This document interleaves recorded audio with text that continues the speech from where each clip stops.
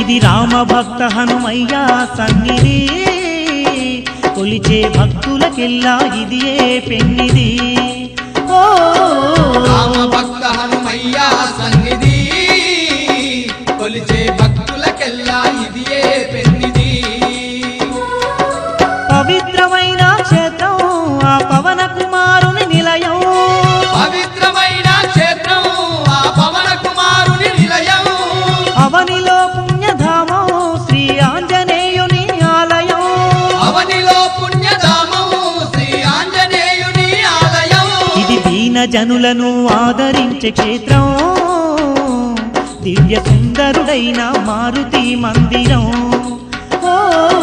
రామ భక్త హనుమయ్య సన్నిధి కొలిచే భక్తులకెల్లా ఇదియే పెన్నిది